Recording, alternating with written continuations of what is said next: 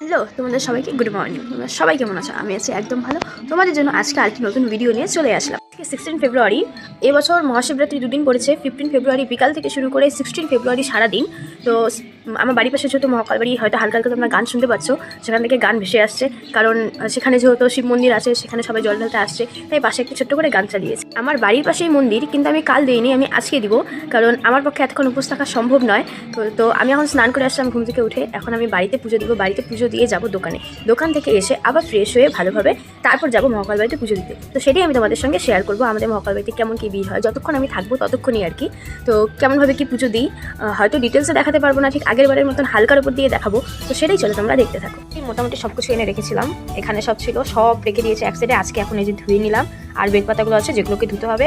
আর এই যে আমি আমার বাড়ির ঠাকুরকে একদম স্নান করিয়ে দিয়েছি। এটা আমার বাড়ির ছোট্ট শিব ঠাকুর, যাকে আমি স্নান করাবো। আমি তো আমার ছোট্ট শিবকে শুধু দুধ আর জল দিয়েই স্নান করে। তোমরা কে কিভাবে স্নান করাবো আমাকে একটুখানি বলো তো, কারণ অনেকে ওই দই, মধু, ঘি এসবও অ্যাড করে। তারপর ঠাকুরকে ওই ভাং পাতা, বেলপাতা যা যা দেওয়া দরকার সবকিছুই দিই। তারপর বাড়ির পূজা শেষ করে চলে যাই আমি দোকান যাওয়ার পর মা যাবতীয় যা যা লাগে মা সবকিছু নিয়ে নিল, এবং তারপর আমি দোকানেরও পুজোটা ফটাফট দিয়ে ফেলি। তারপর দোকানের পুজো দিয়ে এসে আমার আরো যা যা লাগতো সেসব আমি কিনে নিই। তারপর দোকান থেকে আসার পথে মহাকাল বাড়ির সামনে দেখে একটু দাদা দোকান দিয়েছে, যেখানে কিছু ফুল আমার দরকার ছিল, তো আমি সেখান থেকে কিছু ফুল নিয়ে নিলাম। মহাকাল বাড়িতে যদি অনেক দোকান বসেছে এরকম। দোকান থেকে আসলাম 10 মিনিট মতন হলো, এসে আমি ফ্রেশ হয়ে রেডি হয়ে নিয়েছি।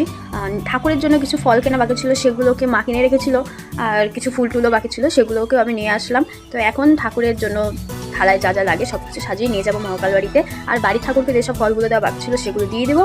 তো চলো যাওয়া যাক। চলো তোমাদেরকে আমি আমার ফুল আউটফিট দেখ। কুর্তিটা পরেছি, যেটা আমি এমনি কিনেছি, কোনো কিছু পারপাসে না, কিন্তু আজকে এটা আমি ফার্স্ট করলাম। আমাকে কেমন লাগছে। তারপরে তো সবকিছু রেডি করে চলে গেলাম মহাকাল বাড়িতে। মহাকাল বাড়ি গিয়ে দেখি এত ভিড়, এত বড় লাইন। যদিও আমি লাইনে দাঁড়াবো না, আমি এক জায়গায় গিয়ে পুজো দিয়েই আসবো। তো সেজন্য আমি চলে গেলাম এক সাইডে, যেখানে গিয়ে ভাগ বুঝে আমি পুজো দিয়ে চলে আসি। এই তো কিছুক্ষণ দাঁড়িয়ে থাকার পর তারপর আমি সুযোগ পেলাম মহাদেবের মাথায় জল ঢালার জন্য। তারপর ধূপকাঠি যেহেতু সামনে গিয়ে দেখানো যাবে না, তাই আমি দূরের থেকে দেখিয়ে দিলাম। তারপর এখানে যিনি পুজো দেয় সে আমাকে জিজ্ঞাসা করছিল, কিরে পুজো দিলি? কারণ সে আমাকে দেখেনি পুজো দিতে। তারপর পাশে আরেকটি মন্দির, যেখানে অনেক বড় লাইন লেগেছিল, সে কারণে আমি লাইনে না দাঁড়িয়ে আমি সাইড থেকে একটুখানি ঠাকুরকে জল দিয়ে দিলাম। সব থেকে বড় ব্যাপার, একটা বোনের সঙ্গে দেখা হয়ে গিয়েছিল, ওকে তাই বললাম আমাকে একটুখানি ভিডিও করেই দিও। বললো যে হ্যাঁ দিদি, আমিও ফাঁকা আছি, দাও আমি তোমাকে ভিডিও করে দিই। না তোমরা একবার চারিদিকটা দেখে নাও কত ভিড়। এখান থেকে এতটা বোঝা যাচ্ছে না। পুজো দেওয়া কমপ্লিট, এখন আমি যাচ্ছি প্রসাদ নিতে। তো চলো যাই। এটা হচ্ছে সেই মন্দির যেটাকে আমি স্কিপ করে গেছি, আর এই যে এখানে সবাইকে প্রসাদ দেওয়া হচ্ছে। তো আমি চলে গেলাম প্রসাদ নিতে। আর কাকুটা আমার চেনা জানা, যার জন্য আমার পুরো ঝুড়ি ভর্তি আমাকে প্রসাদ দিয়ে দিল। উপোস থাকার পর যখন প্রসাদ খেয়ে উপোসটা ভঙ্গ করবো, তখন কতটাই না মজা লাগে বলো তো। তো ব্যাপারটা হচ্ছে, আমার পূজা দিয়ে আসা শেষ। পূজা আমার 20 মিনিটের মধ্যে দেওয়া হয়ে গেছে। আমি লাইনে দাঁড়াইনি, আমি দুটো মন্দিরে দিইনি, আমি একটা মন্দিরে দিয়ে এসেছি।